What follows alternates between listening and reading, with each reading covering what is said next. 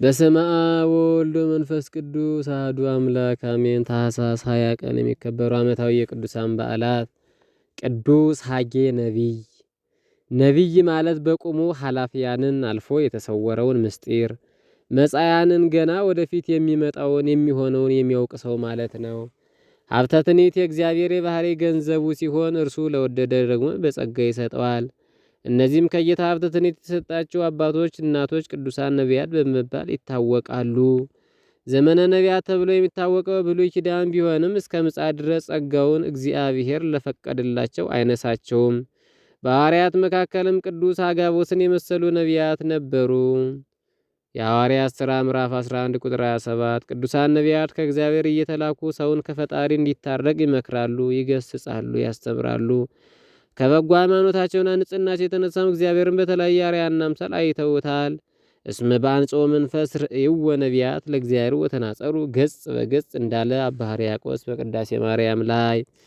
የብዙ ነቢያት ፍጻሜያቸው መከራን መቀበል ነው። እውነትን ስለተናገሩ አንዳንዶቹ በእሳት አንዳንዶቹም በሰይፍ አንዳንዶቹም በመጋዝ ተፈትነዋል። ሌሎቹ ለአናብስት ሲጣሉ፣ ቀሪዎቹ ደግሞ በድንጋይ ተወግረዋል። ስለዚህም መከራቸው ለቤተ ክርስቲያን መሰረት ተብለዋል። ጌታም ለደቀ መዛሙርቱ ሌሎች ደከሙ፣ እናንተ በድካማቸው ገባችሁ ብሎ የነቢያቱን መከራ ተናግሯል። ነቢያት ጌታችን ኢየሱስ ክርስቶስና ቅድስት ማርያም እናቱን ለማየት ብዙ ጥረዋል፣ ሽተዋል። ብዙ ነቢያት ጻድቃን እናንተ የምታዩትን ሊያዩ ሹ እንዳለ ጌታ በወንጌለ ማቴዎስ ምዕራፍ 13 ቁጥር 16 በጴጥሮስ መልእክት ምዕራፍ 1 ቁጥር 10 ላይ ዛሬ ግን በሰማያት ጸጋ በስቶላቸው ክብር ተሰጥቷቸው ሐሴትን ያደርጋሉ። ቅዱሳን ነቢያት በዋነኝነት 15ቱ አበው ነቢያት፣ አራቱ አበይት ነቢያት፣ 12ቱ ደቂቀ ነቢያትና ካልአን ነቢያት ተብለው በአራት ይከፈላሉ።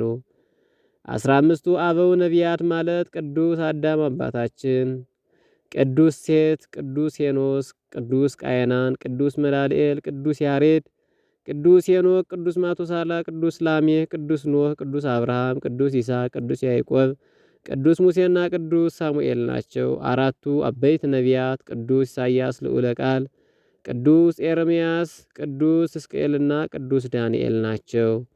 12ቱ ደቂቀ ነቢያት ደግሞ ቅዱስ ሆሴ፣ ቅዱስ አሞጽ፣ ቅዱስ ሚክያስ፣ ቅዱስ ዮናስ፣ ቅዱስ ናሆም፣ ቅዱስ አብድዩ፣ ቅዱስ ሶፎንያስ፣ ቅዱስ ሐጌ፣ ቅዱስ ኢዮኤል፣ ቅዱስ እንባቆም፣ ቅዱስ ዘካርያስና ቅዱስ ሚልክያስ ናቸው። 12ቱ ደቂቀ ነቢያት። ካልአን ነቢያት ደግሞ እነ ኢያሱ፣ እነ ሶምሶን፣ እነ ዮፍታሄ፣ እነ ጌዲዮን፣ እነ ዳዊት፣ እነ ሰሎሞን፣ ኤልያስና ኤልሳ ሌሎችም ናቸው። ነቢያት በከተማም ይከፋፈላሉ። የይሁዳ፣ የኢየሩሳሌም ወይም የሰማሪያ ወይም ደግሞ የእስራኤል፣ የባቢሎን ወይም ደግሞ በምርኮ ጊዜ ተብለው ይጠራሉ። በዘመን አከፋፈል ደግሞ ከአዳም እስከ ዮሴፍ የዘመነ አበው ነው።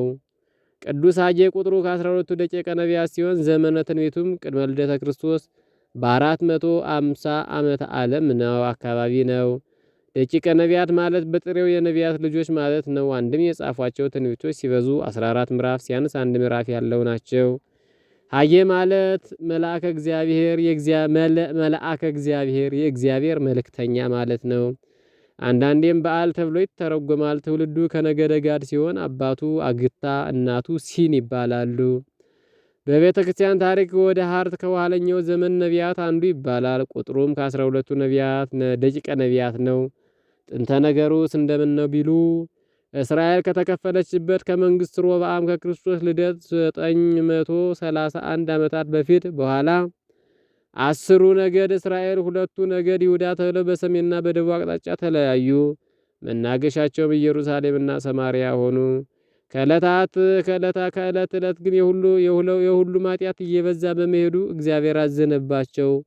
ለሕዝቡም አሳልፎ ሰጣቸው፣ ለአሕዛብም አሳልፎ ሰጣቸው። አስቀድሞ ቅድመ ልደተ ክርስቶስ በ722 ዓመት የአሦሩ ንጉሥ ስልምናሶር መጥቶ ሰማርያን አጠፋት።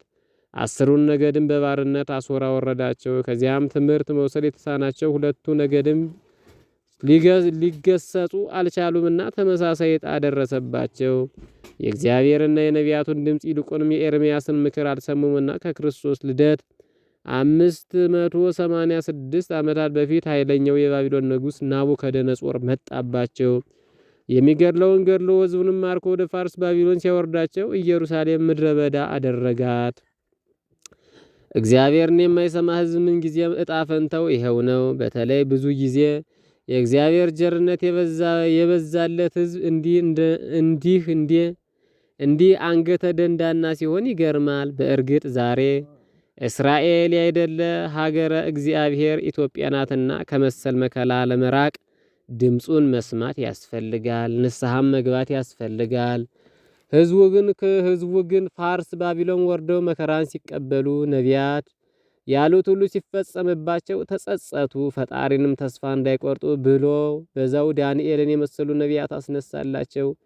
እነ ኤርምያስንም ከግብፅ ላከላቸው። ህዝቡም በተለይ ትሩፋን የተባሉት እግዚአብሔር ሆይ ወሰብአም ሀዲቆ ባለው ቃልም 70 ዘመን ሲፈጸም ወደ አባቶች ርስት ብትመልሰን መቅደስን እናንጻለን፣ በጎ ምግባርን እንይዛለን ሲሉ ስዕለት ገቡ። ልመናን የሚሰማ ቸሩ ፈጣሪም እንደ ቃሉ 70 ዘመን ሲፈጸም እስራኤል በነ ኤርምያስ ባሮክና ሌሎች አማካኝነት በኃይል በድንቅና በተአምራት ከፋርስ ባቢሎን ወጡ። በድል ተጉዘውም ወደ ርስታቸው ገቡ። የሰው ነገር አስቸጋሪ ነውና ከርስታቸው ከገቡ በኋላ ግን ስለታቸውን ሳይፈጽሙ ቀሩ። በዚህም ጊዜ እንደ ዘወትሩ ይገስጻቸው ዘንድ እግዚአብሔር ነቢያቱን ሐጌን፣ ዘካርያስና ሚልክያስን አስነሳቸው። ሕዝቡ እስመ ኢኮነ ጊዜሁ ለሐኒጽ ለማነጽ ወቅቱ አልረዳንም እያሉ ቤተ መቅደሱን ሳያንጹ ዘመናትን አሳለፉ። የሚገርመው ግን ቤተ መቅደስ ምድረ በዳ ሆኖ የራሳቸውን ቤት አሳምረው ያንጹ ነበር። በዚህን ጊዜ በመካከላቸው የነበረው ቅዱስ ሐጌ ዘለፋቸው። እምጊዜሁ ለክሙ ከመ አንትሙ ትነብሩ ውስተ ቤተ ጥፉር ወትቤሰ ወቤትየሰ ምዝውር ቤቴ ፈርሶ ሳለ እናንተ በአማሩ ቤቶቻችሁ ልትኖሩ ጊዜው ነውን?